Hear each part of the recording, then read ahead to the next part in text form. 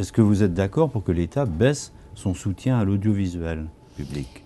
Alors non, dans ce sens que, je vais vous dire oui et non.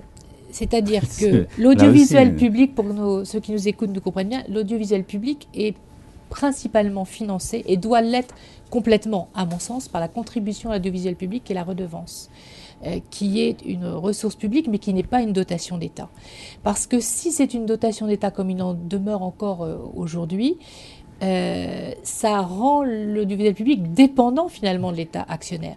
Donc être indépendant de par ses ressources publiques, comme c'est le cas en Grande-Bretagne, quand c'est le cas en Allemagne, permet, être indépendant financièrement, permet d'être indépendant éditorialement. Donc là est la véritable indépendance. Est-ce que la question de la publicité comme autre recette ne se pose pas à nouveau? Rappelons qu'elle avait été encadrée par Nicolas Sarkozy, notamment la pub après 20 heures. Voilà, elle a été supprimée. Est-ce qu'il ne faut pas revenir là-dessus? Non, il ne faut pas revenir là-dessus, pour plusieurs raisons.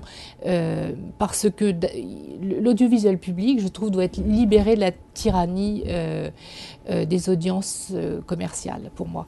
C'est aussi ce que demandent TF1 et M6. Oui, mais aussi et surtout, c'est que le gâteau publicitaire, il n'a pas grossi, il a plutôt réduit. Et c'est toujours le même nombre de chaînes, voire plus, hein, avec les chaînes de la TNT qui sont arrivées sur le marché, qu'il faut se partager. Or, on sait que la publicité vit aussi ses mutations et que le marché publicitaire le plus rentable aujourd'hui, il se fait sur Internet, sur les moteurs de recherche. Donc vous dites la redevance. Captent la valeur ajoutée de tout ce qui circule sur Internet. l'Internet. La redevance, la contribution à l'audiovisuel public a été réindexée en 2009.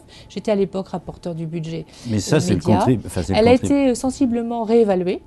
Et depuis, elle a produit une hausse certaine des ressources pour l'audiovisuel public. Au fur et à mesure que les années vont passer, elle va forcément, ça fait un effet boule de neige, elle va s'accroître. Au demeurant, il y a une réelle réflexion à mener sur la contribution à l'audiovisuel public ou redevances, parce qu'on voit qu'avec la mutation des supports, la démultiplication des écrans, on ne regarde plus forcément la télévision sur son écran oui, il y a Internet. une mission d'information, me semble-t-il, voilà. sur le financement de l'audiovisuel public qui est en cours. J'ai souhaité que notre commission travaille là-dessus avec la commission des finances du Sénat. Elle est en train de réfléchir à l'évolution de la contribution à l'audiovisuel public. Est-ce qu'elle pourrait être élargie ? Alors, elle pourrait être élargie. On réfléchit, on regarde aussi ce qui se passe chez nos voisins allemands. C'est une contribution par foyer, tout simplement. C'est pas une contribution par support. En tout état de cause, par écran. En tout état de cause, il y a une vraie réflexion à avoir. Puis, le gouvernement a annoncé également une réforme de la contribution à l'audiovisuel public. Nous enquêtons d'abord et nous voulons formuler un certain nombre de propositions. Alors,